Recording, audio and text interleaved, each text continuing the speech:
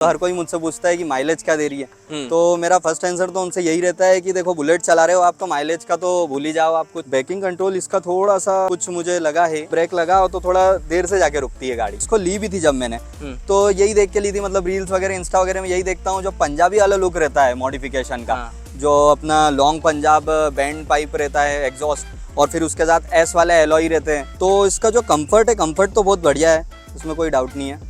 और जो वाइब्रेशन है वो भी अब इसमें काफी ना के बराबर हो गया है।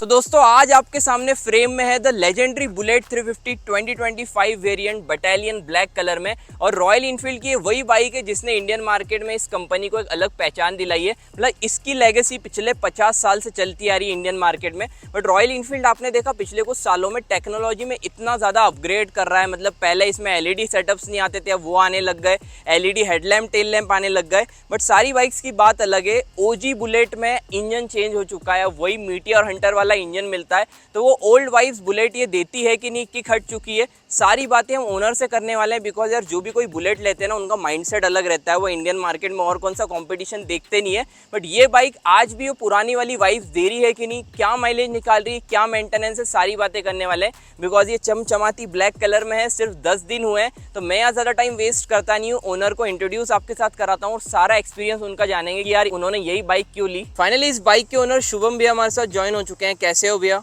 बहुत मस्त हो, आप कैसे हो? मैं भी बहुत बढ़िया हूँ। कॉन्ग्रेचुलेशंस आपको इस बाइक के लिए। Thank you. आज व्यूअर्स को सारी बातें जेन्युइन बताने वाले हो आप जी। सबसे पहले तो यार ये बता देना इसकी ऑन रोड प्राइस कितनी पड़ी थी और वेटिंग कितनी थी? इसकी ऑन रोड प्राइस मुझे पड़ी, एक्चुअली मैं इंदौर से हूँ तो मुझे इसकी ऑन रोड प्राइस पड़ी 2,15,000 और इसकी वेटिंग का मतलब सिलसिला कुछ ऐसा रहा मेरा गाड़ी लेने का। मुझे लेना था इसको बर्थडे पे। अच्छा। और हुआ ये है कि बर्थडे के दिन क्लोज था शोरूम, संडे तो होगा? हाँ संडे था। अच्छा। तो फिर उसके बाद फिर मैंने 12 को प्लान करा कि बुकिंग करके डायरेक्ट डिलीवर करेंगे। पर बुकिंग में इतनी लेंदी प्रोसेस हो गई कि फिर वो डिलीवर हुई 13 को। एक दिन लग गया उसमें? एक दिन लग गया उसमें। और 13 को बहुत मेरे लिए अच्छी बात हुई कि 13 को मैंने गाड़ी ली है, क्योंकि 13 को मेरे मम्मी पापा की एनिवर्सरी आती है और मुझे पहले कुछ आइडिया नहीं था कि 13 को ही गाड़ी उठेगी मेरी। तो उसी दिन आनी थी गाड़ी? बिल्कुल। मतलब एक दिन में मिल गई? हाँ एक दिन में मिल गई, स्टॉक अवेलेबल था गाड़ी का। सबसे इम्पोर्टेंट क्वेश्चन ये आता है यही बाइक क्यों ली? अब आज की तारीख में इतने सारा कंपटीशन है, अब ये इंजन आपको हंटर में भी मिलता है, मीटियोर में भी मिलता है, क्लासिक में भी मिलता है, और इस प्राइस पॉइंट पे कौन सी स्पोर्ट्स बाइक भी ले सकते थे, जैसा कि आप मेरे से बातचीत कर रहे थे गाड़ी लेने के पहले भी। तो ये गाड़ी लेने के पीछे क्या पूरी स्टोरी रही है, व्यूअर्स को एक बार शेयर करना। ऑप्शन तो बहुत सारे आते हैं 350 में, लेकिन रॉयल इनफील्ड में जो मुझे पर्सनली पसंद है, मेरी ड्रीम बाइक है, वो स्टैंडर्ड 350 है। मतलब इसका नाम अभी बैटालियन ब्लैक कर दिया है। हाँ मतलब इसको अलग अलग नामों से, पहले इलेक्ट्रा कौन सी अलग आती थी, अब इसे स्टैंडर्ड तो नहीं बोलते, बुलेट 350 बोलते हैं, बट व्यूअर्स आज भी इसे स्टैंडर्ड ही बुलाते हैं। और लुक वाइज मुझे पर्सनली यही बहुत ज़्यादा पसंद है रॉयल इनफील्ड में, इसलिए मैंने सोचा फिर 350 पे ही जाए। बट यार लुक्स की बात करें भैया, आज तो ये एक तरीके से क्लासिक बन चुकी है, तो फिर भी आप इसके लुक्स कैसे आपको पसंद आ गए? लुक्स एक तरीके से क्लासिक बनी है, लेकिन जो इसकी हैंडमेड बैचिंग वगैरह है, ये गोल्डन, ये पेंटेड रहती है, ये पेंटेड पूरी जो है। और पीछे से देखा जाए तो वही ओल्ड लुक वाली सीट आती है अपनी, और वही ओल्ड लुक वाली टेल लाइट आती है। तो इन सब चीज़ों की वजह से मुझे यही पसंद है।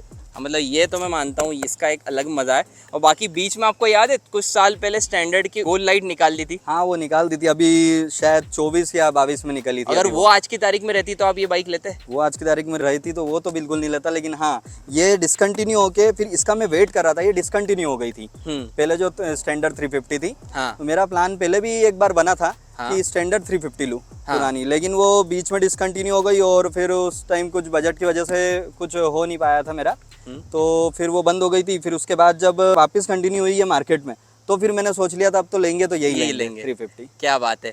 अब देखो 10 दिन हुए, ज़्यादा लंबी राइड्स तो हुई नहीं होगी, बट फिर भी जितना भी आपका टू एंड फ्रो मतलब एक बार में लंबी राइड हुई हो, तो एक्सपीरियंस शेयर कर देना। उसमें कंफर्ट, एक्सेलरेशन, कितनी का टॉप स्पीड ले गए, कंट्रोलिंग कैसी थी, एक बार बता देना। इसको अभी लास्ट 2 डेज पहले मैं उज्जैन ले गया था, मतलब मेरा एक तरीके से लॉन्ग राइड हो ही रही होगी। चिंतामन गणेश मंदिर गया था मैं इससे। तो इसका जो कंफर्ट है, कंफर्ट तो बहुत बढ़िया है, इसमें कोई डाउट नहीं है।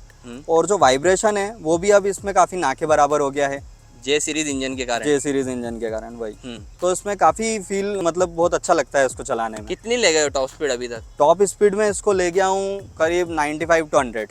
अच्छा, अभी नई बाइक है वैसे भी। हाँ, वैसे मैं ज़्यादा टॉप चलाता नहीं हूँ गाड़ी। और यार देखो, जो बुलेट ले रहा है ना, वो गाड़ी भगाने के लिए लेता भी नहीं, बस सीधी वो बात। थोड़ा सा डर भी लगता है इसको चलाने में। अब देखो, इतनी सारी बातें कर रहे हैं तो माइलेज भी शेयर कर ही दो। हालांकि बुलेट चलाने वाले माइलेज नहीं देखते। वही बात है बस। अब बुलेट की जब बात आती है माइलेज की, तो हर कोई मुझसे पूछता है कि माइलेज क्या दे रही है। तो मेरा फर्स्ट आंसर तो उनसे यही रहता है कि देखो बुलेट चला रहे हो आप, तो माइलेज का तो भूल ही जाओ आप कुछ। और अगर तो, माइलेज ही देखना था तो फिर शाइन वगैरह ले लो। हाँ माइलेज नहीं ऐसा तो नहीं है।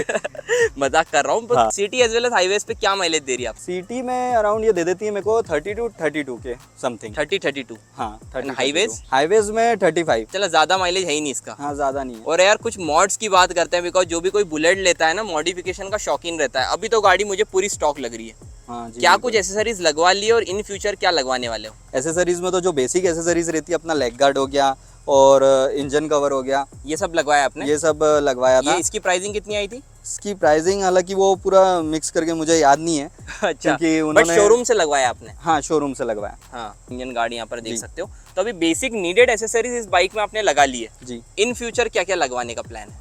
देखो, अब बुलेट ली है और मॉडिफिकेशन ना हो ऐसा तो हो नहीं सकता है।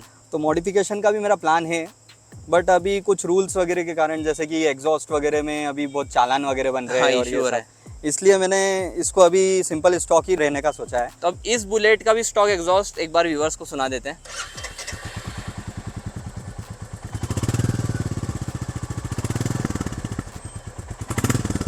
मतलब एक तरीके से अगर किसी की आग बंद करके ये एग्जॉस्ट हम सुनाओ, तो आपको हंटर, मीटियोर, क्लासिक में कोई डिफरेंशिएट कर सकता है? ऐसा तो कोई डिफरेंस नहीं है, सब एक की ही हो गई। एक जैसी आवाज़ हो गई है अब। नेक्स्ट बात करते हैं कुछ नेगेटिव्स की, बिकॉज देखो हर गाड़ी के अपने प्रोज एंड कॉन्स रहते हैं। माना ही आपकी ड्रीम बाइक थी, बट हर गाड़ी के नेगेटिव्स है।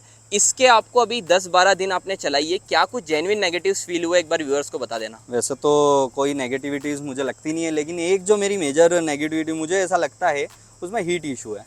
जैसे मतलब मैं 5-10 किलोमीटर भी अगर इसको ड्राइव करता हूँ कुछ में, तो ज़्यादा हीट करती है ये। हो सकता है शायद गाड़ी नहीं हो, फर्स्ट सर्विस इसलिए नहीं हुई है? हाँ, सर्विस इसके अभी एक भी नहीं हुई है, उसके कारण हो सकता है। हाँ। एक और जो मेरे को नेगेटिव पॉइंट लगा इसका, वो ब्रेकिंग से रिलेटेड है। ब्रेकिंग कंट्रोल इसका थोड़ा सा कुछ मुझे लगा है, ब्रेक लगाओ तो थोड़ा देर से जाके रुकती है गाड़ी। ऐसा क्यों? मतलब फ्रंट में तो डिस्क मिलते हैं, रियर में हालांकि आपको यहाँ पर ड्रम सेटअप मिलता है। मतलब आपके साथ कुछ ऐसा इंसिडेंट हुआ क्या?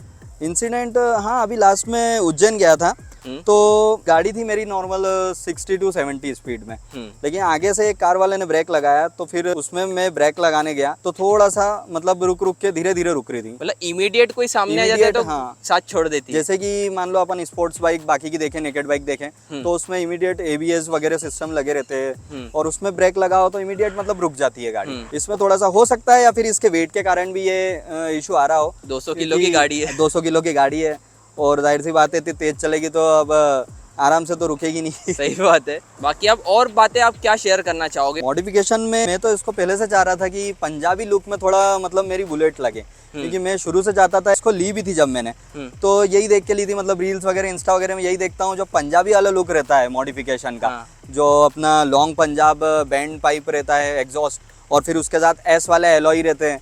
बस यही सब चीज़ें, और इसकी जो फ्रंट की लाइट है वो LED वाले सेटअप में पूरी, बस वही सब चीज़ें ये मॉडिफिकेशन में करवाना चाहता हूँ इसमें। लेकिन अभी मैंने कुछ ऐसा प्लान नहीं करा है, लेकिन जब करवाऊंगा तो ज़रूर उस टाइप से ही करवाऊंगा। बाकी अब वर्डिक की बात करते हैं। ओवरऑल बहुत सारी बातें कर ली, और नई गाड़ी है तो ज़्यादा कोई अभी बातें करने के लिए है भी नहीं। जितनी जेन्युइन एक्सपीरियंस था आपने शेयर कर दिया।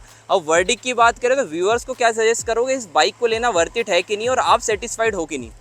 मैं तो बिल्कुल सेटिस्फाई हूँ मेरी बाइक से, लेकिन व्यूवर्स के लिए अगर बात करी जाए, अगर उनका बजट 2 से 2.5 समथिंग का हो, हाँ, और उनको अगर अच्छी बाइक लेनी है एक इन्वेस्टमेंट के तौर पे, कि लॉन्ग टर्म के लिए एक बाइक अच्छी चाहिए, तो उसके लिए मैं उनको सजेस्ट करूंगा कि बिल्कुल आप बुलेट पे जा सकते हो 350 पे। बाकी आप सेटिस्फाइड हो? मैं तो सेटिस्फाई हूँ। थैंक यू सो मच भैया आपका एक्सपीरियंस शेयर करने के लिए। बाकी गाइस आज की वीडियो को भी एंड करते हैं। वीडियो यहाँ तक देखी हो, अच्छी लगी हो तो यार लाइक करना, चैनल को सब्सक्राइब कर लेना। तो मिलते हैं ऐसे इंटरेस्टिंग कंटेंट के साथ।